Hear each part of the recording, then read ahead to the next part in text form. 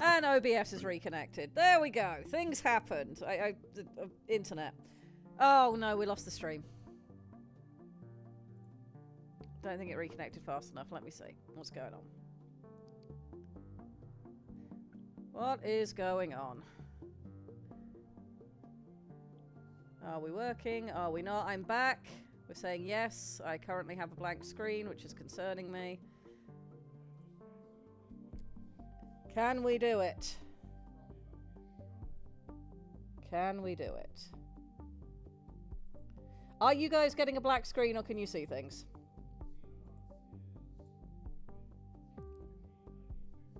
Still a black screen. Nope. I see things. Okay. I see things. Okay. I do not see things, which is really throwing me for a loop. But if you guys can see things, that's all that matters. All right. Look, Corbin is saying things. I mean, take that as you will. I'm not going to be the judge. Right. Let me get a poll set up then. Yes. We do need a few polls. And we can choose what our thing is going to be. We'll run this only for 2 minutes. Go! There we are. Poll is up. It's not my ISP. It's an issue we have with just setup in the house, because Aiden doesn't have this problem. And he is like directly hardwired in. I am one step removed. And we are planning on stealing Squick after the meetup when we possibly can, and having him do some cable running for us that should solve the problem. But we need a long weekend so that Squick can come over and apply Squicknology. Yes, Squicknology, because this is how you do things. Why am I only seeing a black screen? Why am I not allowed to see my own stream, damn it?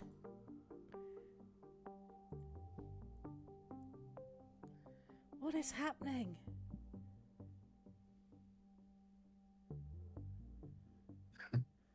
Turn your monitor on because tariffs. Corbin. This is not how electrons work, and you know it.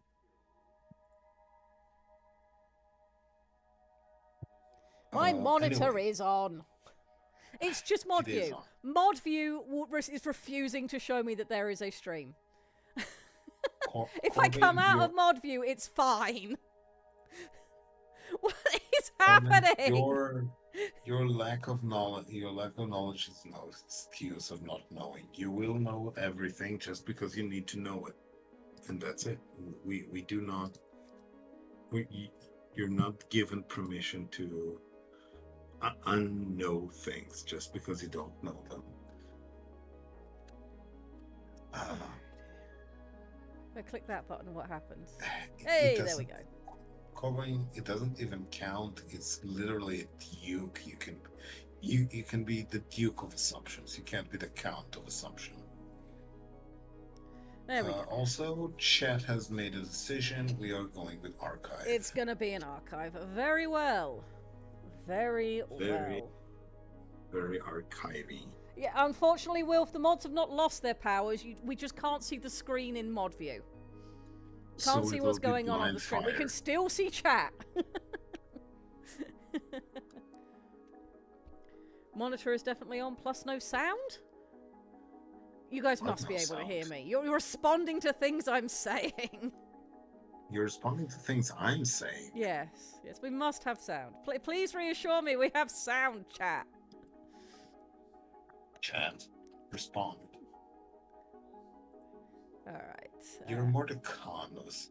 You can be the con of assumption. Yes, you are allowed to be the con of cons of assumptions. The assumptions make an ass out of me and you, which is fine. You can be the ass con of the assumption crowd, of the umption crowd. Don't mind me. I immediately just want to say not my Ilkan, but Corbin's not going to have any idea what I'm talking about, and I'll have to explain later, and mistakes have been made. Right, we have decided what we're doing for our prologue. Okay, so we have our setup for a thing to be left that will be useful later in the story. We've given our audience a look at Shoals underwater, some of its different critters, the different peoples, some of the threat that we're setting up with this very strange city. We then need to move over to what will be our opening chapter. This will be chapter 1 and onwards. And we're not going to just dictate what our chapters will be as yet. That will be something that will be better to split up naturally through the narrative, and also after we've got like all of our bullet points out and we can feel where the natural edges of the story are. So we're not going to label the chapters yet. We're just going to bullet point our order of events. So I think it's still a really good idea for us to start with Jake. Jake in his personal hab environment. Getting the call that the expedition he is part of is ready to move out within the hour. That's house, not hour. I can spell. We see Jake packing the last of his things onto his pressure suit and travel trunk. Chance for brief reflection on why he is here, who he is, etc. His area of expertise, etc. As he is moving his trunk to the moon pool, because that's what he'll need to do for this. As he's moving his trunk to the moon pool to be loaded onto the library Titan, Umi pops in and they have an initial discussion.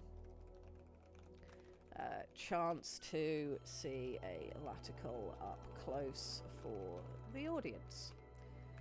Discussion of protocols, etc. Expedition plans revealed for audience benefit.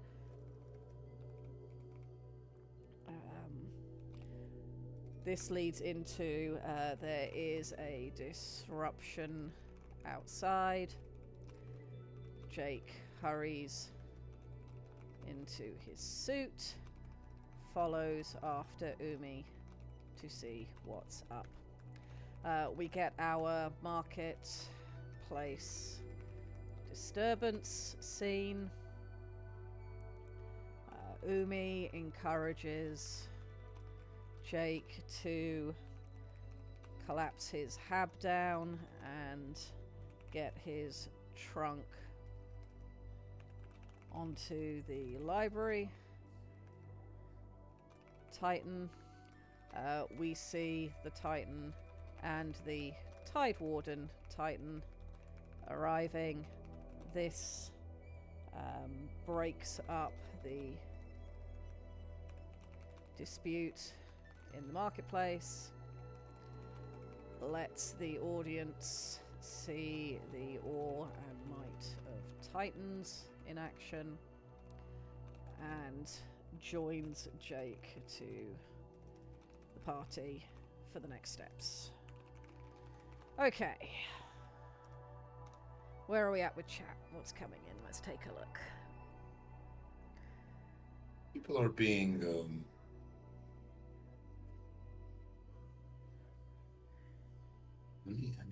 Isn't this the plot of Indiana Jones and the Temple of Doom? I mean, we're going to have environmental similarities and little bits going on. We are inspired by, but we're not going to borrow from it. I mean, the moment that you see a holy shit giant mecha, we're kind of doing our own thing. We are not going to have a cultist showing up shouting calamari ma, though. No! Oh, great. Corbin's off to have a bath. He'll be tolerable for at least a week. I mean, we can solve that. Do we want to change this up a bit? I mean, this is a strong opening for the same reasons that Indiana Jones's openings are strong, but we can change up the tropes if you guys aren't comfortable with it. I personally think we're going to be bringing in enough unique elements that it's not going to matter, but we can change things if you guys like. What are we trying to change? So, chat is noting that there are strong elements here that are very similar to Indiana Jones stuff. We're using some of the same locales and same tropes. But of course, tropes exist for a reason, as Ed says, and what makes them valuable is if you either use them correctly to support the unique thing that you're doing, or if you subvert them interestingly to support the thing that you're doing. I think we're using it interestingly. I like the way we are, and I think trying to be overly clever with it will only undermine our effort. But that's where I'm at. Yeah, I don't think subverting any tropes at this point would be the right thing to do, but we could just avoid this trope with something completely different. But I think we're in the right place at the moment. I don't think this is a bad idea. We are bringing some really unique stuff. I really like the idea of getting into it by starting with our human and letting our audience, we don't have to exposit everything or even anything. We do need to start somewhere that the audience can relate to, because if we'll try to start with, oh right, I'm a four-limbed Naga person from an underwater, the level of connection is going to start at a real disconnect. Because where the focus is going to be is not on the events that are happening that are the same. It's going to be on the unique elements, which is the Titans, Umi, etc. So I think we're fine with where we're at. Okay, so we've got those initial openings. Let me see where we're going to go from there. All right, so let's remove this down. So once we've gotten Jake linked up with the main party, we know what they're here for, we know what they're doing. I think we need to have the expedition moves out quite quickly. Quickly, there we go. In part to not be part of any extended trouble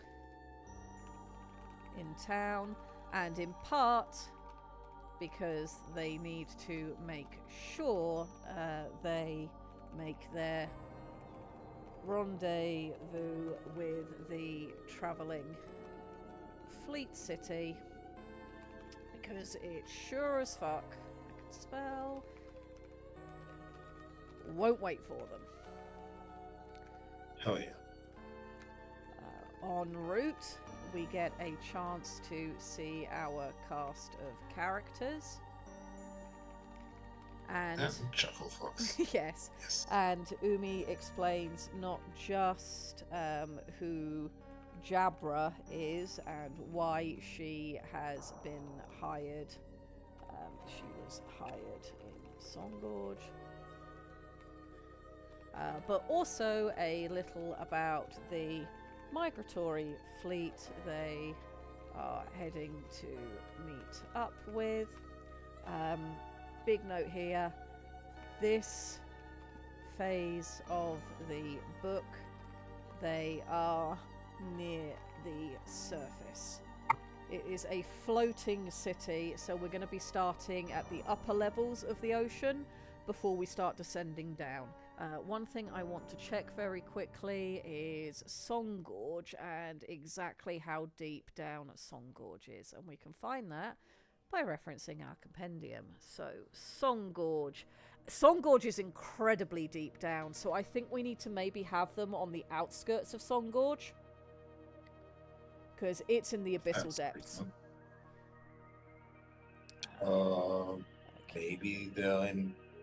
Maybe they're in a related but not exactly the same place. Let's have party started on the upper edges of Songgorge,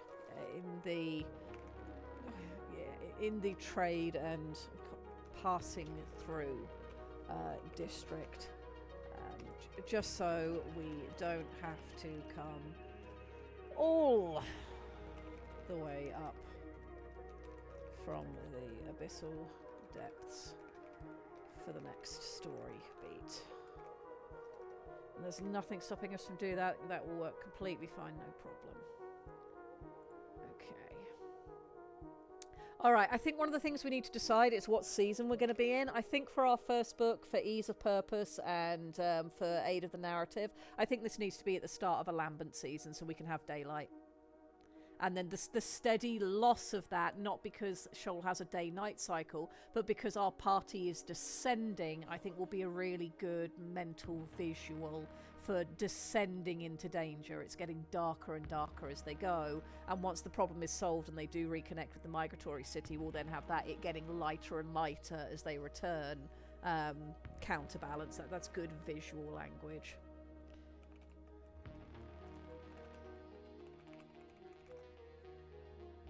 Okay, let's see. What's chat saying?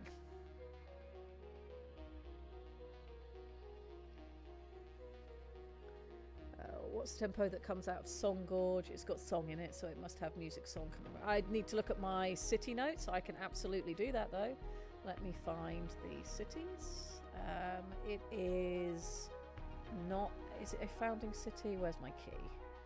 No, it's just a major city, so it will be in Unified Cities. Right, Song Gorge, where are you? Song Gorge. It's an echo chamber of history carved into the vault-lined stone of an ancient undersea gorge and laced with resonance-reactive coral. The city's structure, the resonant hall, is a dueling ground and performance space. So yes, there's a lot of performance and architecture and the like going on here. And this makes perfect sense there to be a fight in the marketplace. This is our city we wrote to have all of the ritualized combat. Hell yeah, we can start it with someone just yelling duel. We did this completely on purpose, right, chat? This was entirely intentional. That is because our chat have read every word and know every iota of data there is to know, and they understand. It's important. Our chat is the best chat. We've literally came around, looked for all the chats in the world, and found the best chat. We did, in fact, find the best chat. Okay, cool, that makes sense. And yeah, Song Gorge with the name that it is. It's got the Grand Harmonic Archive is here. The largest curated collection of choral recordings on Shoal. A living vault of stories, songs, histories, and personal testimony. Hell, I'm seeing someone trying to take a picture of Jake. And everybody, and Jake doesn't want it, and then they start screaming, and then all hell breaks loose. Though I don't know if Jake is in this scene. Yeah, that could be the reason for it. Okay. Discussion. Let me put in brackets here. Disruption. Could be because of Jake's presence. I mean, he's a new thing that nobody in Song Gorge has ever seen. That's only in caps, so it stands out to me. It's not because I'm trying to shout. Okay, so where were we?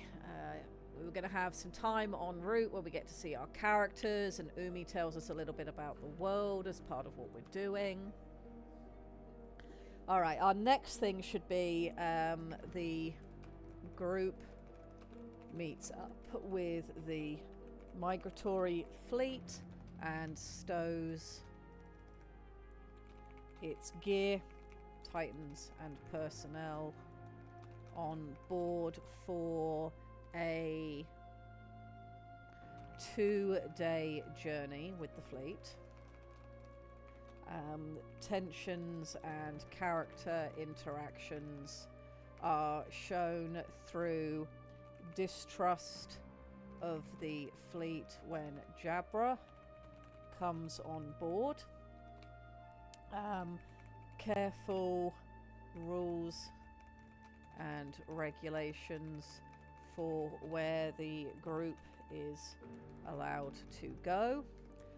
Umi heads off with the library guardian. We really need to give her a name. We'll do that in just a minute. It's off with the library guardian to check the supplies they are. They have arranged to get from the fleet while here. This leaves Jake some free time to explore the open areas of the fleet and bond with what did we call our other Titan pilot? What was his name? If I scroll, I'll be able to see it. Hodaka. Maybe some initial discussion of Titans goes here.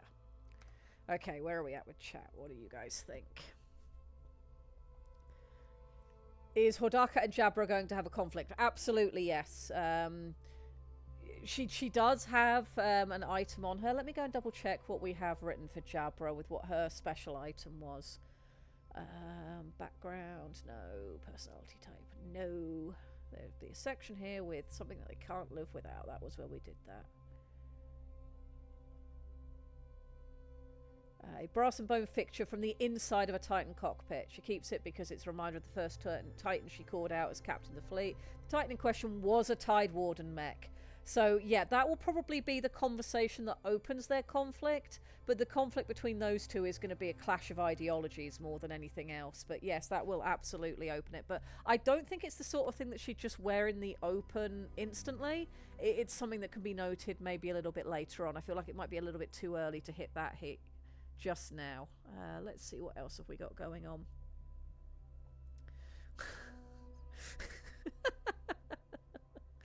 I am seeing the wrestling references. Do you now? Yes, yes. Chat is being chat. The best chat. Yes. Objectively. Oh god, you guys want there to be wrestling in this city now, don't you? We can absolutely add that in as a cultural thing. If somebody wants to write up the notes, we can do that. I already have a wrestling culture to write up. I'm not volunteering for that one.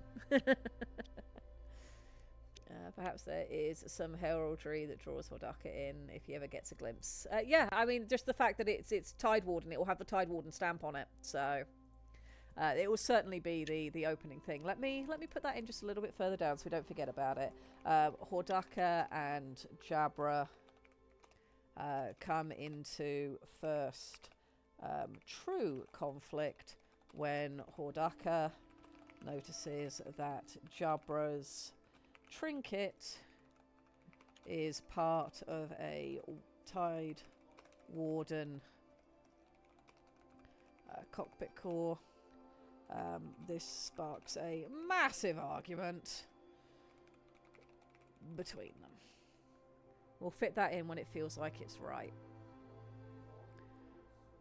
Okay, bond with Hodaka. Maybe some additional discussion. Titans goes here. Okay.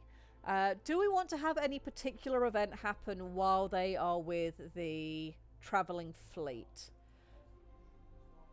I feel like we probably don't. We want this to be just quite a short transitory section that we have, because things like, you know, oh, don't you know you shouldn't be going there. That's not going to come from these guys. These guys don't have a reason to care. That's going to come from our Shark Girls populace. We could fit Benny in here, yes. This could be our brief snapshot of Benny if we decide to. Then it can just be in the background buying something. Yeah, or just lurking among the vehicles that are currently docked. And Jake running just happens bets once the fight is on. That would be if he was still in Songgorge. We'd have to have him in Songgorge for that, not on the travelling fleet. That's true. Which we could do that. We're you know, we'll make it a poll. We will make it a poll. Because we can do that sort of thing. Where is Benny? Yes, Benny. Bennyisms. Taking bets in Songgorge.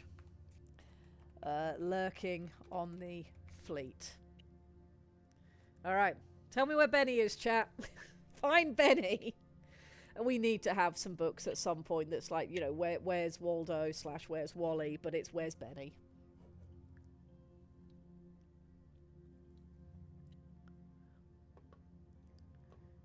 Benny should not be mentioned by name, just described. Those who know will know. Yeah, I think that's very true. Yes, we shouldn't put him by name.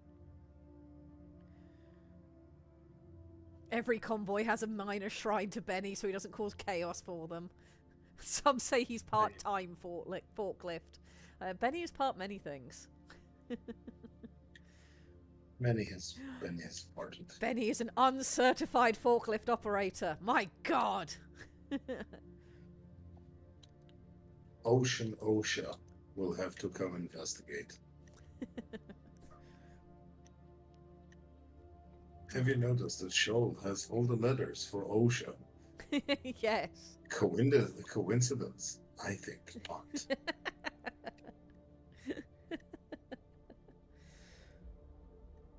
Alright, it looks like he's going to be on the fleet based on the feedback coming in.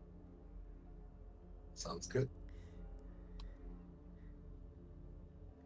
Going to be funny at the very least. I think if we do drop his name in the book, it should be dropped later, referencing back to having seen him.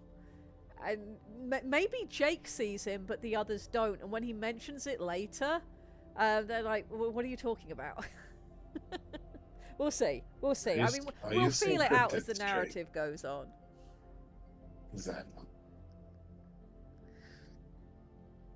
Jake, are you saying cryptids?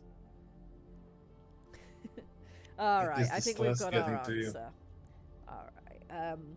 Our one event that happens of significance during this transitory prose.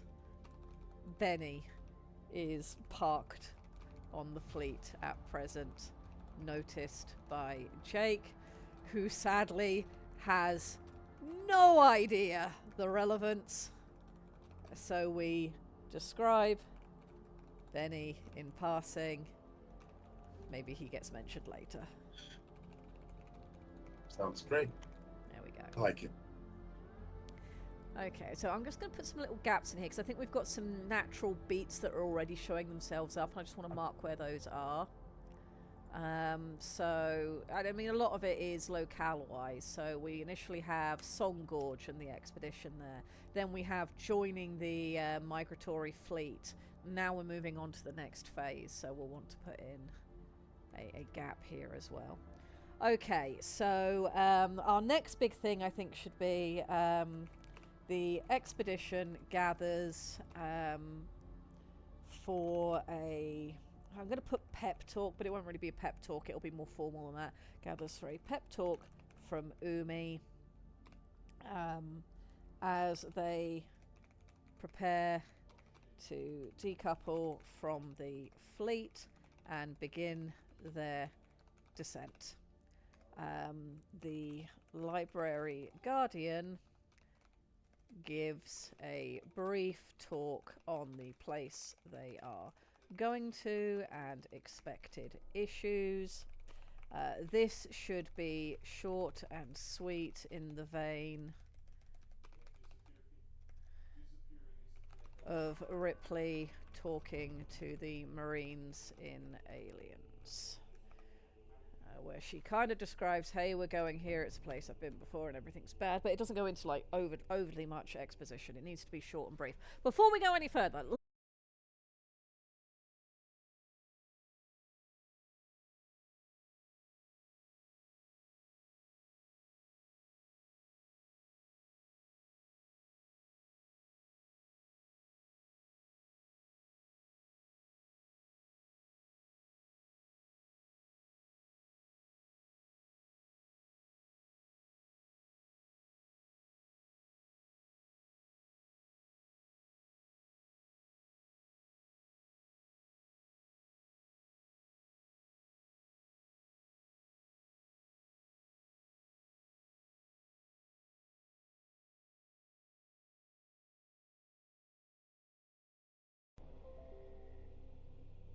are we back?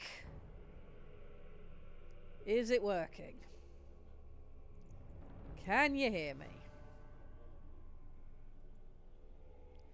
Shouting into the abyss, as per usual. Come on, Discord. Reconnect.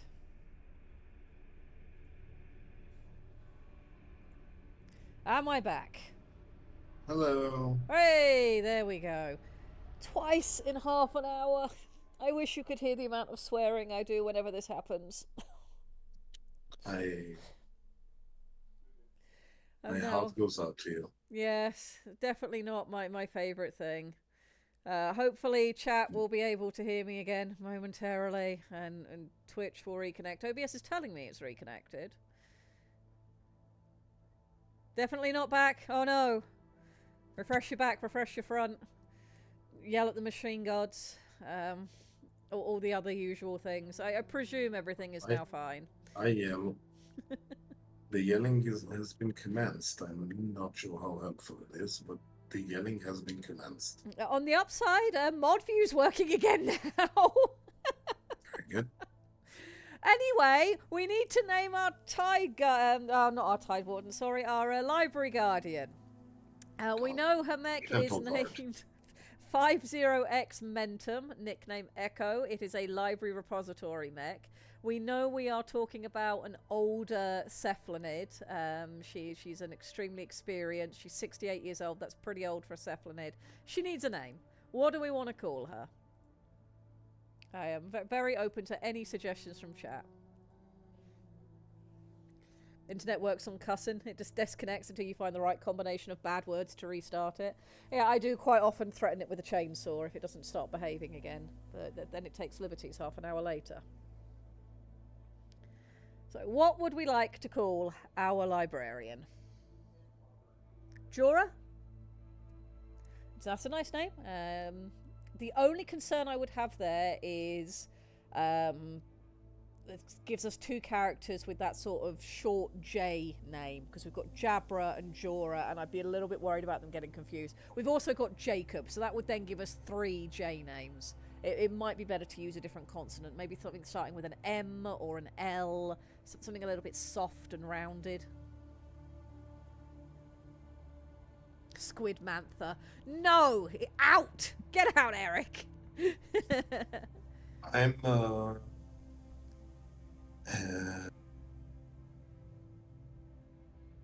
at the risk of stealing from actually Mael or Mila or Molina. Miel's quite a good Noreen. name. Spelt like that. Miel is very nice. And I really like Miel. Yeah, Noreen I like sounds Miel. very, very Mediterranean. Like if you want that, I'll take Witness 3. We'll go Witness 3. We could just combine the two and have Miel Narina. That's her full name. Miel Narina, yeah. Nerula Fresk. Nerula Fresk. That sounds like she punches things. Right. Miel Narina. Miel Marine sounds very We nice. also have Nerula Fresk. Any other suggestions? Because I'm gonna do a poll so it can be properly chosen. We are polling things today. We are.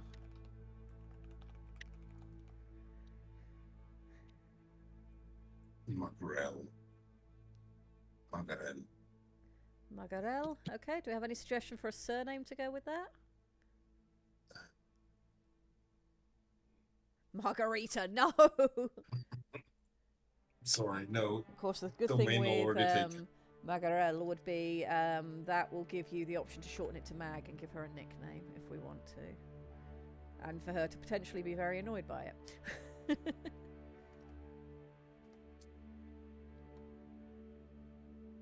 Okay, alright. Not seeing anything else coming in. I think that one could also have Narina potentially. Okay, let's do a poll. And you let me know which of those you like best, chat. We don't need We don't have to work exceedingly hard. We can just work well. Yes. What's our other squid's last name? We don't have another squid in this story as yet, but the one that we wrote as just an example of how to write a character, we named her Lucienne Page.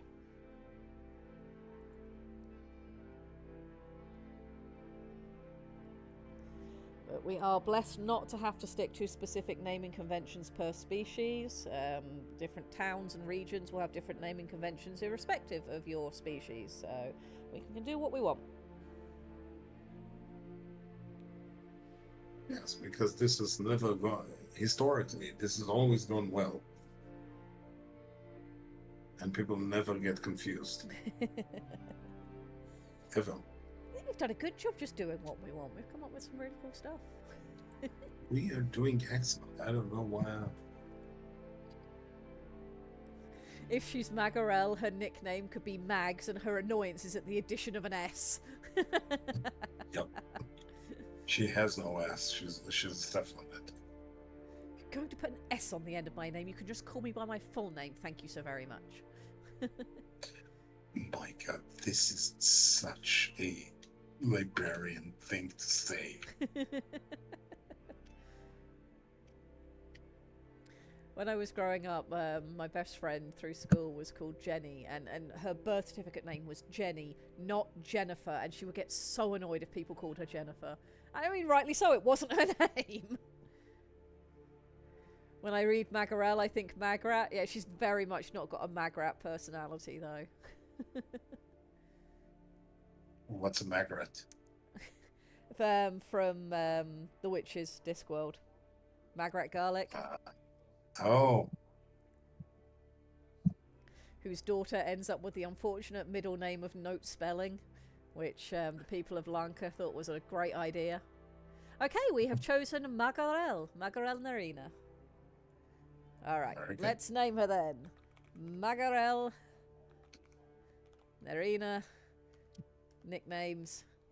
Mags. Which she hates because of the added S. There we go. Those notes are now in. Okay, so I can rename this now to Magarel Nerina. And when we're talking, we can now just use Mags instead, which will make this a hell of a lot easier to carry on writing. Anka, you are very cute, but you're not helping. Thank you. Alright, so where were we? Okay, the expedition... I'm sure Anka is absolutely aware that she does help. Never mind. Don't mind me. Sorry, I was just catching up on chat. I am helping, in case you weren't aware. You are very helpful. I'm so glad you have joined my nonsense every week. Alright, let's see where we've got to. So, we've decided, okay, we've had them join the fleet. We're now getting ready for the descent. So they're going to gather for a pep talk, because I think that's important. It makes sense, and it gives us a chance to make sure the audience is with us on what we're doing. Mag talks about some of the expected issues. The group saddles up and begins their descent to the Lost City. We're going to give the Lost City a name in just a minute and give it a location page, and we will have to flesh out the location soon enough. So group saddles up and begins their descent to the Lost City. Key points here will focus on the fact that the party mostly tethers to the Titans and the manner of propulsion and speed of descent, really exploring how Shoal works and what it's like operating underwater. Eric, I will absolutely skin you. Strong theme of I'm sorry, what? light fading as they get deeper. Potential here for someone on the expedition crew to tell a creepy story as they travel.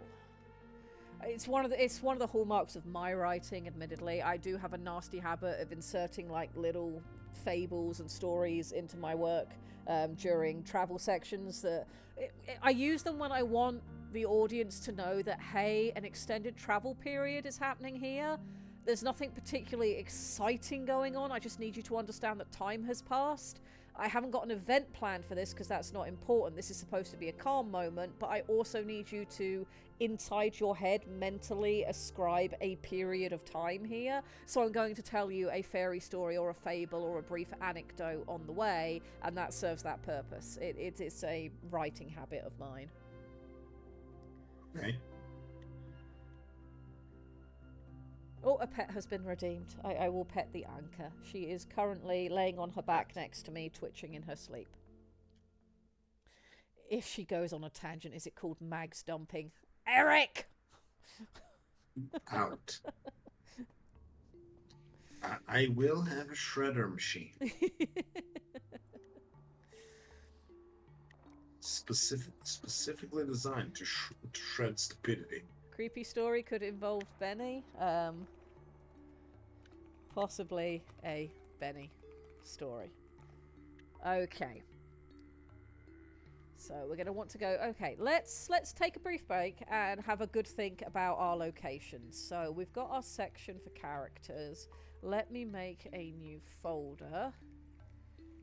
And this will be for...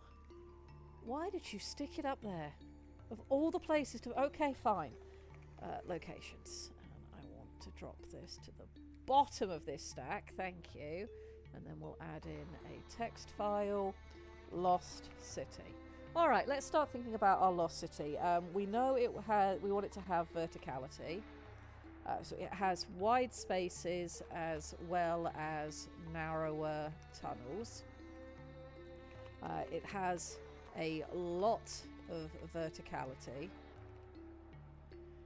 So we can make use of the 3D environment. What else do we want to say about our city? Let's see if chat's got any thoughts before I start throwing out ones of my own. When she cooks, are they Mags dumplings? I'm going to ban all of you. I have mod powers. You're all going to get just banned from chat. You can't ban chat. Teach her to hover, call that Magslev. Get out! Zork. What did we stick it? Why did you stick it? I love the fact that you put no context as to even what kind of stream I was on when I said that. That will wonderfully confuse people in the future. Alright, any particular things you guys want to see in our Lost City? Bearing in mind that we're going to have a lot of our story based here. We're thinking of underwater environments. Is there anything in particular you want, chat? It's going to be... Before I start adding features of my own, off my own brain.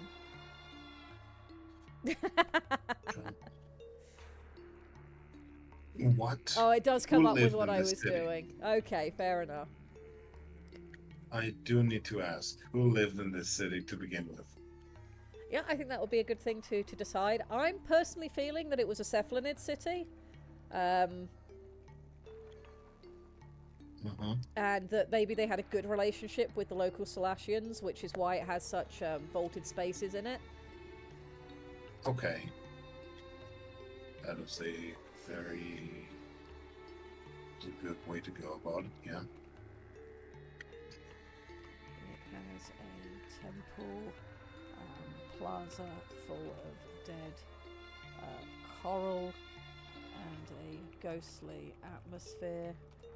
Maybe this area is very misty from either drifting coral It's going dust, to have lots of sediment.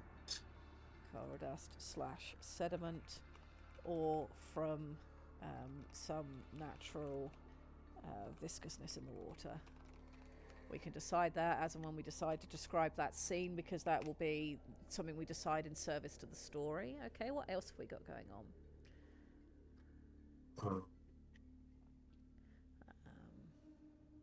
the calcified remains of growth chambers. We want a ruined barracks as well. Okay. Okay. One of the things we need to decide is, does this predate the Forge Wars and Awakened Mecha, or is it post-dating that? And that will allow us to finish fleshing out what should be in the ruined barracks. I don't mind either way. I think both are very reasonable and we could make use of them. Of course, if it's pre-Forge Wars, that makes it even more mysterious and, you know, not recorded. If it's post-Forge Wars, that might just change the tone a little bit. But both are completely fine. We've decided that it is a cephalonid predominant city. Abyssal cephalonids of greater size lived. Oh my god, come on, keyboard. Lived here. And the relationship with Arkir in the area was good, hence the open and vaulted spaces. Okay, let me come back to chat, see what you guys are saying. I really need to stop muttering while I'm typing because sound and OBS and me and things. Cora is no longer psionically active, also weakly active. It feels like a ghost whispering. Like so that, yes, that would be as we get towards, because we know that we want to have part of the city is still sort of intact in inverted commas. You know, we have stuff going on here, and of course that's what they're hoping for, so that would need to be quite deep in. But yes, having them hear coral ghosts whispering to them, I think okay, it's a build-up element, but it could very well be that when you're in the outskirts of the city, or when in the more devastated sections of it, you can hear mostly the song from outside the city. And the city song, the still living parts are what you notice later. Okay. It's like when you move in is when you find the residual sound of the city itself.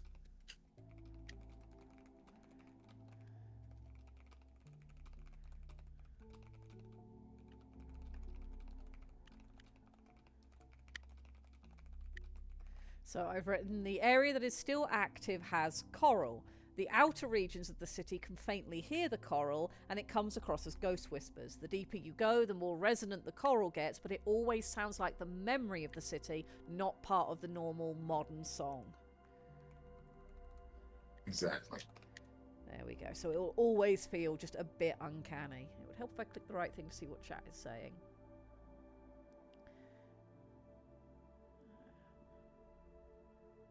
The light in the city is ever so slightly wrong, uncanny valley style. Well, we're going to be deep enough that normal light won't be piercing down, so we can decide what causes light in the city. If we want to have, you know, bioluminescent life forms, whether we have algae, whether we have fish, whether we, you know, whatever you guys want to have for, you know, natural light there, and then we can twist it from there if we want to. So perhaps this was a city that was originally lit by glowing vines, bioluminescent kelp of some kind, and the color is wrong.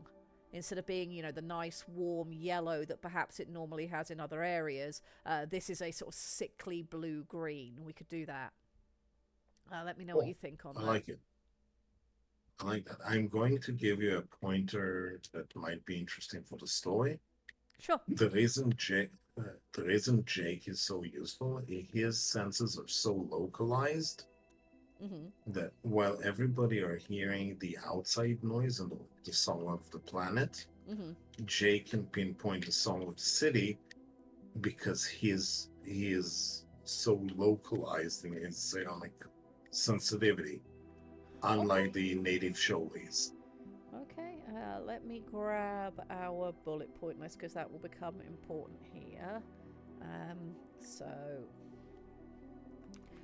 Jake is useful in the expedition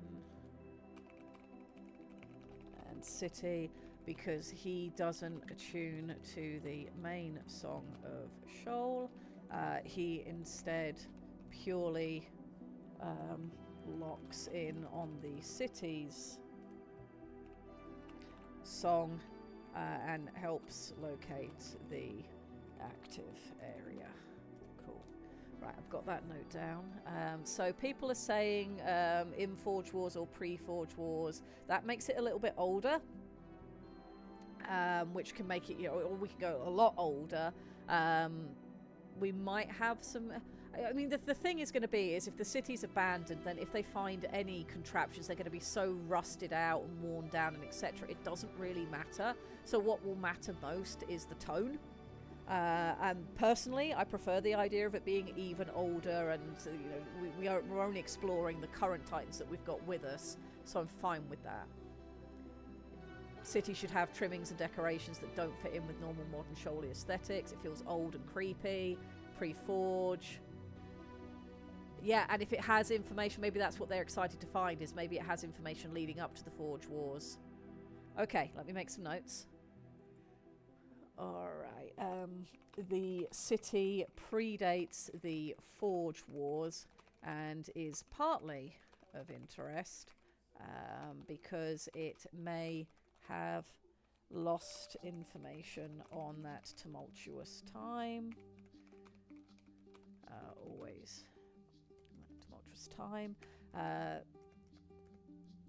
The city is decorated in older styles and forms, where decoration even survives,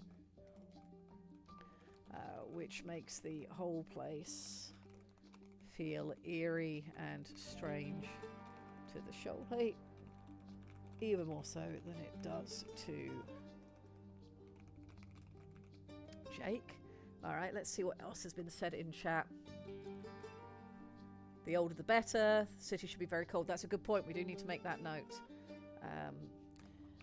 Due to the presence of silence, even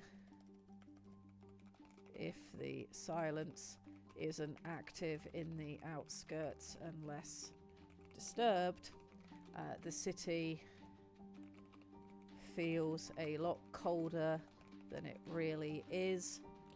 Temperature readings do not match people's personal feelings of the temperature here. Okay, let's see what else chat has had to say. Cold water, ghost, deep undeath, silence. Yep, all of those things. Glowing fungal crab lighting for later. Yes, by all means, please do. This feels like a ghost town, like the town itself is a ghost. Well, that's because it is, Jake. Okay, so we're going to light it in pale blue-white. I feel like we should have a tinge of sort of green there, because that's good language. Ghostly. Yeah. Azure, green, blue. The use of ghostly should be sparse, but present. Yeah, you're going to imply it instead of outright say it. And I think just having that slight tint of green always makes the mind think that something's off. Where is my list of thoughts to use? Here we go. Let's put that in because that was a good quote. And then back to what we were doing. We were here. No, we weren't. We were here. Okay. Lighting in the city persists as it is a life form that still lives here. It is a psionically inert fungal form whose bulbs emit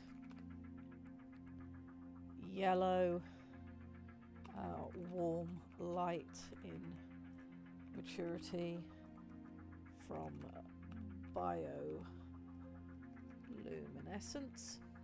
How big is this city? Here, though, the presence of silence has affected what the fungus feeds on and has turned their light to a strange and eerie white-blue tinged with green. It feels very creepy. And Red, guilty. how deep is this city? Okay, so when we look at our map, the area that the... Let me find maps. Because the Gleamwake Yeah, Reef Gleamwake is in the shouldn't be that. south.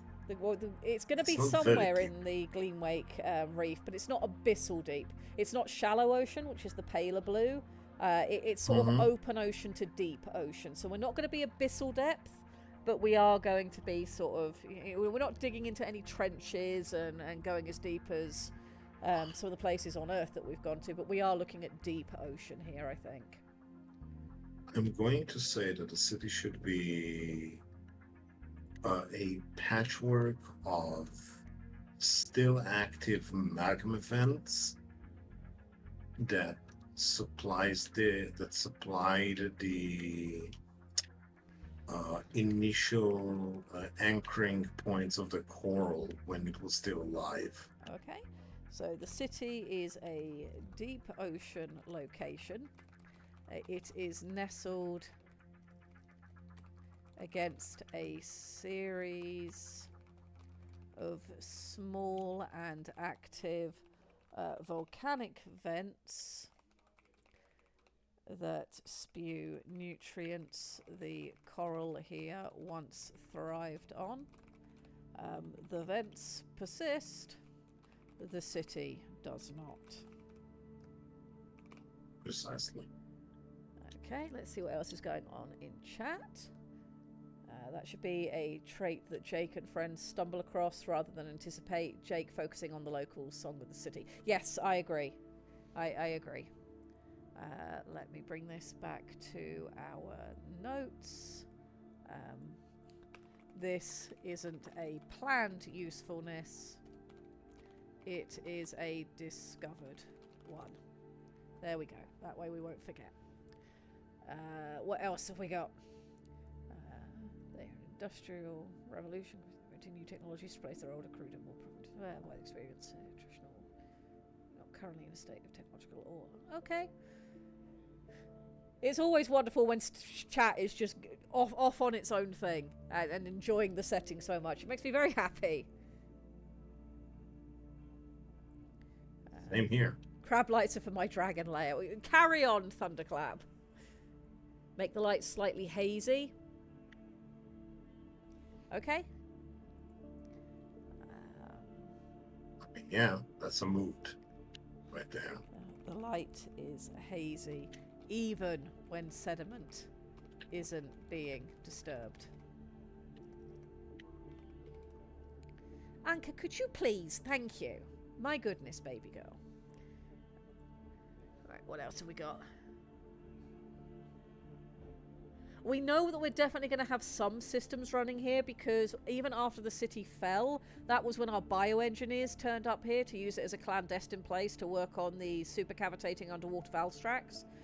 So we're going to run into at least some technology, and we can maybe have some fun with the fact that you've got slightly more modern stuff plugged into ancient systems, and it's all a hodgepodge and a mess.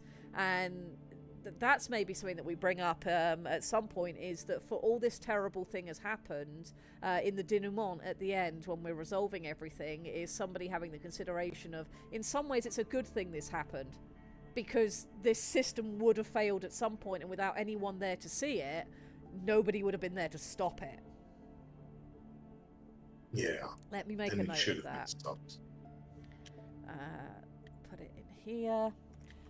In the denouement, a consideration should be given to the fact that had the team not caused, then solved the problem, it would have happened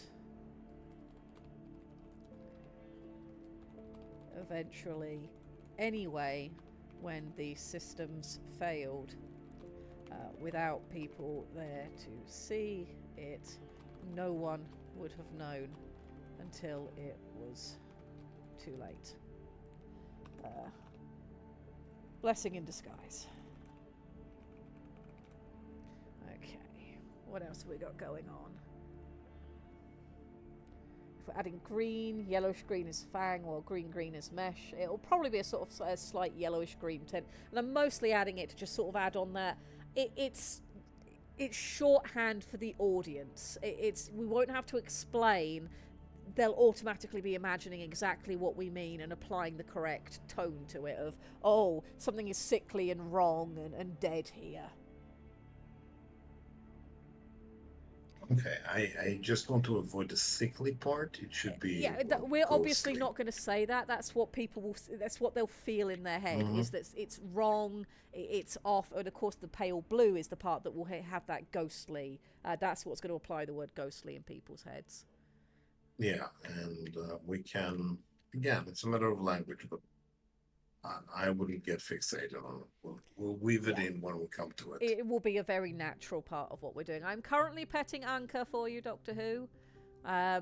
Max step. So one of the things that I would like to play with in the story at the right point, Ed, is that Jake will be operating out of his hab, because they're going to have, like, you know, a little tent city they put up for while they're dealing with all of that. Jake has his personal hab that works with that. He has his suit to allow him to do things. But when the shit hits the fan, we would be remiss, I think, not to have a moment where Jake is absolutely panicking because, you know, either his hab's been destroyed and is flooding and he needs to get into his suit quickly. Something along those lines where we bring in that hazard element of Jake being here, that this is an environment that he is not suited to. He's operating in it because he's brave, because he's curious, because he wants to be here, but he's not like the Sholey. If everything goes wrong, he can't breathe, he's got all the pressure worries, he can't just zip up to the surface to survive. He has to, despite the terror of, oh god, I'm going to drown if I don't do something, the only way to avoid drowning is to be very rational and do the right things so that you have what you need to survive. I think that's an element we'll really need to play on. So I'm okay with the city being deep and Jake being in trouble if his suit fails. That's something that we can add in as an element of our story, an element of threat. That is wonderful, and also to reef off stuff that Ed has pointed out, he has his familiar with him. Yes. And having this little bit of extra safety, and something that can talk to him to help him talk through his panic so that he does what he needs to do to survive. If you remember my three-eyed light machine, the familiar having an iron body to provide an extra set of hands, an extra set of security, could be a real clinch to explain why the technology works that way. But again, this is going way too deep right now. I think, I don't know, actually. Is it going too deep? I'm writing all of this down.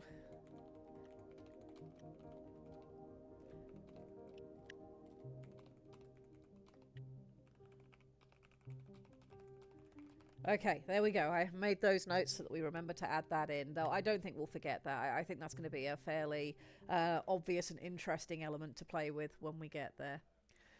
Okay, anything else we want to say about our city? We've decided that it's got an old temple complex just full of dead coral that's going to feel creepy as fuck. We know that we've got a ruined barracks. This predates True Titans. But the old tech and defensive elements in here should still be interesting in how they dealt with threats prior to Titan evolution. Perhaps this is a refuge point during the story? Question mark. Maybe, maybe not, because it might be that, when the silence came through, this area got overrun and it cannot be defensive. That'll be something for us to think about when we get there. So we know it's got a ruined barracks. We know it's got a temple. What other things did this city have? What was this city when it was alive that will be of interest to our people exploring it now it's dead? I think that the entire Glimwake was one of these places where the Thames coral and the other types of coral grew in a civilization that is pre-Fort Wars, and they were very fixated on using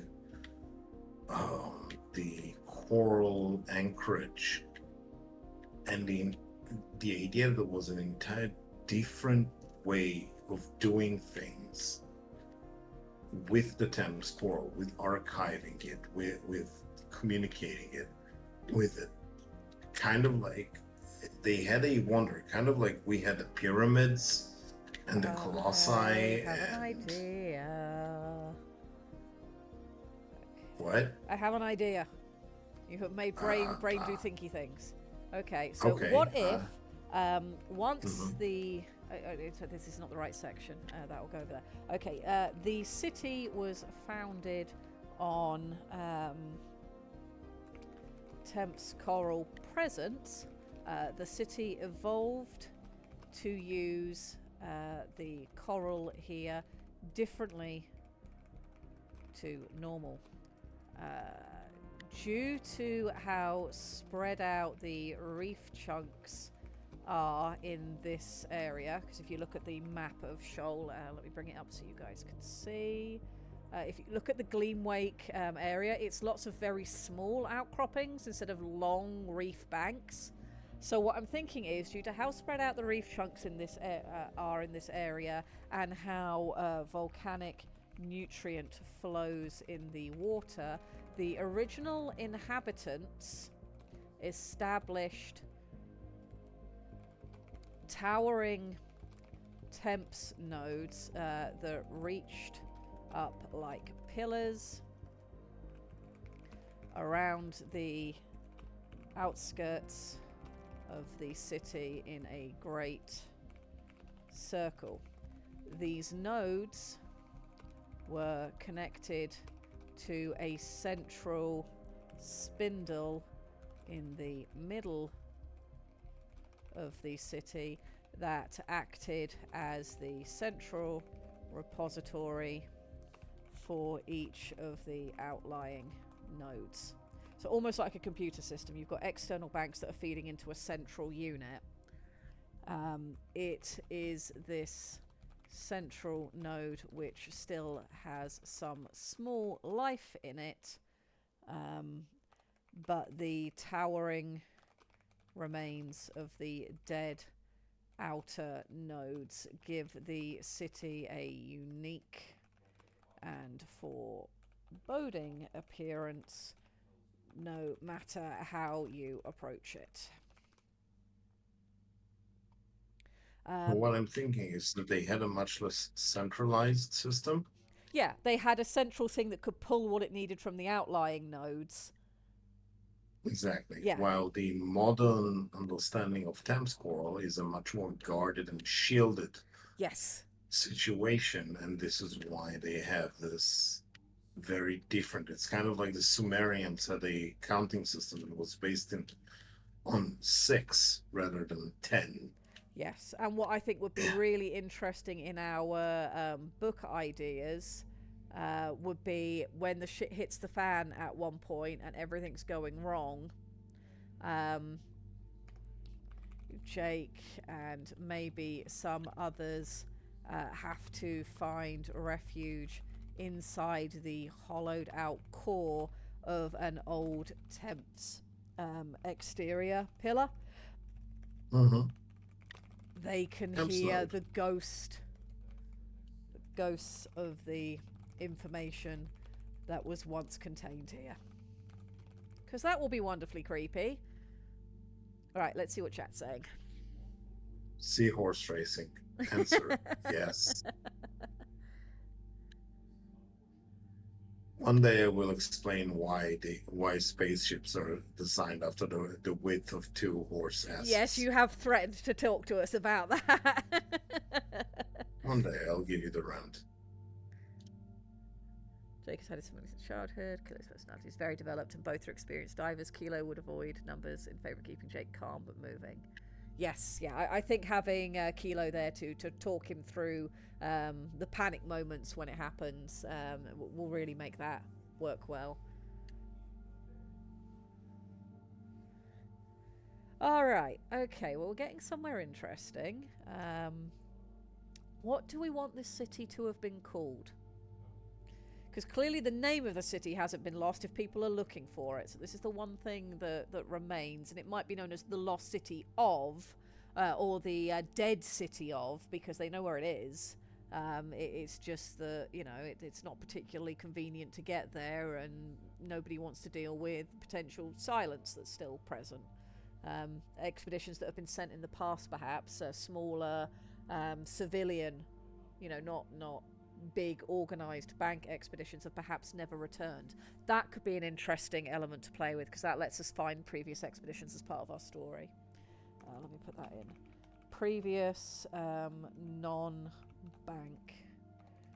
funded expeditions and gold-seeking crews have ventured here and never returned. Some of their equipment might be useful to our story, especially if we find things that are from like different eras of attempts to reach this city and catalogue it. Alright, is anything going on in chat? Any options? Sombergia. Sonorous. Sonorous might be 2 on the nose. Yep, we have 20 minutes. I think what we'll do is we will name our town, finish up the little section we're thinking of now, and we will call it there. Yeah, that sounds good. Yeah, and then we'll be fine. But we need to name this place. We need some name options, chat. Come up with name options for this city. If I bring up on screen our map again, so you can see some of our currently named places. We do have sunken Lemuria. We have the lost city of Lumkatai somewhere in the world, but that's very deliberately. Yeah, it's a lost city. Nobody knows where it is.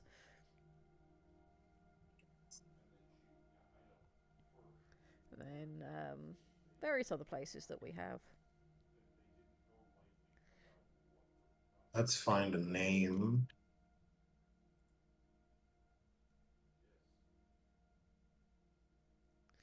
Hang on, looking up Sumerian and Sea People cities. Okay.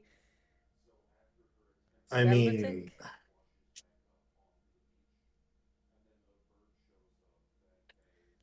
write down some options. how Sumerian do we want to go? We want a name that isn't going to be too esoteric for the audience to deal with. Yeah. Well, we've decided that this was a Cephalonid dominated city. Not that it only had Cephalonids. We're not naming it Ankamaru. That I'd love to say for something if we're going to do like a deliberate Ankh-Morpork rip-off at some point. That would be fun. I mean, I can put Lost Gift down as something to have elsewhere, but we're specifically looking for a name for this one. But yeah, I'll add the concept of Lost Gift into a consideration for us to talk about on another occasion. Let me copy that down and add it into the master file. This will be in my... I've got a things to add section somewhere. It should be in here. Things to include.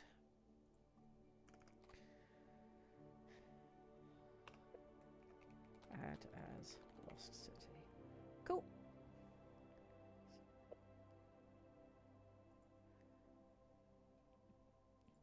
Always have a dump file, chat.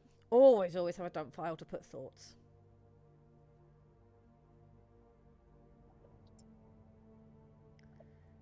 Check Zek. Okay, we'll add that as an option. What else has chat suggested? Chorak? Yes, chat. What are you suggesting? We've got quite a few coming in, so I'm just grabbing them so I can put them into a poll in a minute. Eliquar. I kind of like... and Viel. Vielras, or Vielcor. DM them to me so I can copy them into my list with correct spelling. Alright, one moment. Thank you. I know, I'm so demanding. Manepta. I like the sound of that one. I do like Manepta.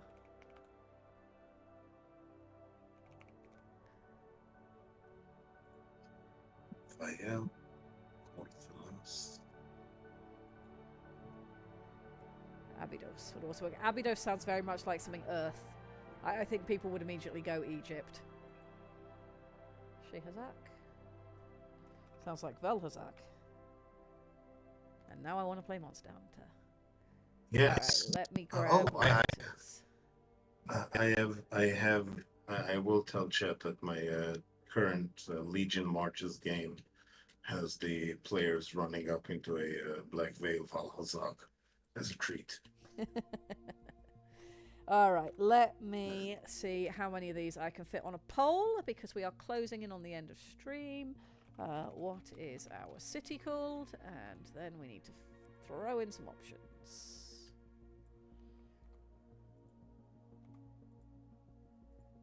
Do.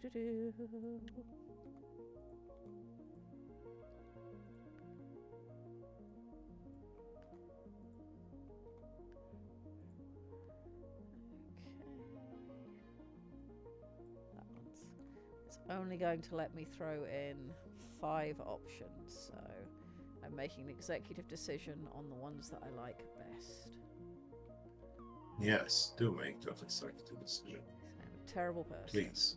Yeah, I think I like those ones best. I think we should choose from those. Okay, we have 2 minutes. What is our city going to be called?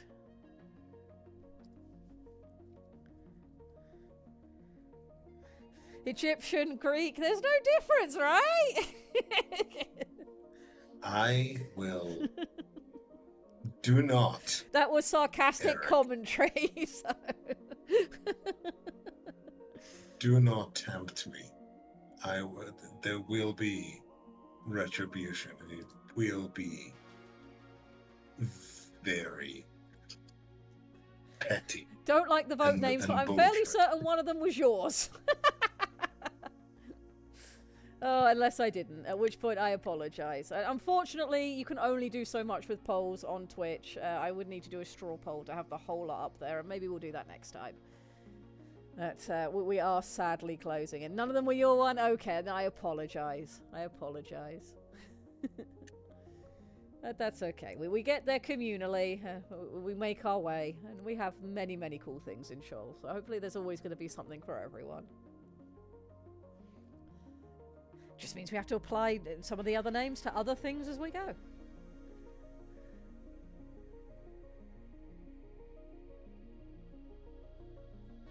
Not long. Hello, Ralphie. Alright, we'll come to the end of this. So, where we're at the minute, I think we'll write the name down. We'll call stream here for now. We've started our bullet pointing. It's going to give us the option to do some writing in November. We'll carry on with our layout. I might keep an eye out once I get finished with my big project when we're back, because I'm already halfway through it. Once I finish that, I might try to take up some extra stream slots purely for plotting out the bullet points, so that our main streams are for actual writing. All right, Chorax 1. We are calling our city Chorax. Okay. I'm going to call it the Dead City of Chorax. The Dead City of Chorax. Lost to silence before the Forge Wars. Cool. I think we've done some really useful work today. I'm happy with how we're starting out our story. I'm excited to write it with you guys. Again, a lot of this is very experimental. I've never watched anybody write a book on Twitch, which is not to say it hasn't happened, but I haven't seen it. It's certainly interesting going through my normal process, but with other people. I hope you guys are having as much fun as I am. I very much enjoy my Fridays with you all. Some dialects have Korax, yes, yes. Spell it in different ways. That's Ralphie okay. does If not you miss do the it in last Hebrew, you get it 78, good lord. you get to say it like Horax, and then you kill a few people. Yeah, just a few, just a few. No, it's a treat. All right, we've got 10 minutes, so yeah, we will start wrapping up. Thank you guys very much for joining me. The fact that there's consistently over 30 of you every week is just mind-boggling. I'm so glad you guys come along. As I say, I hope you're having as much fun as I am. I will not be here next week, but the week after, we are going to start doing some writing. We'll start work on our prologue and see if we can come up with a initial opening sentence, an opening hook that we like, which will inevitably get changed by the end of the book. We could have a city named Anka Moorport. Moorport. Just have little shark puppies running around yelling at everybody. Well, they still do it for a good reason. All right. We're going to get out of here. I hope you guys have a wonderful weekend. I will be here on Sunday night for WBPLW as usual. We have another unusual show lined up this week, and I think Hal's voice is feeling better. So I do hope to see you there. I will not see you next Friday, but when we reconvene, we will be ready to do some very exciting stuff. And Exactly. we lost my pin for the... Oh, because the stream glitched, that's why. Let me grab, for anybody who didn't see it, let me get you the link to the prettified compendium that we have. Boop, there it is. I didn't just add a letter on the end, did I? No, that's working correctly. Excellent. We have a compendium for anybody who's not had a chance to keep up with it in... the auxiliary over on Discord. If you haven't been keeping up with that, this link will pop up every week. This is our current compendium. It's current at the moment. I'm working on section 6, so sections 1, 2, 3, 4, 5. You can click on the bits you're interested in. It will take you straight to them. Working on section 6, we're going to keep filling it in. You can see the entire layout of what this is going to look like when it's finished. And yeah, I hope you guys enjoy, and thank you for being here. We're going to go away now. Yep. Striker up next. Have a good one, folks. Have a good one.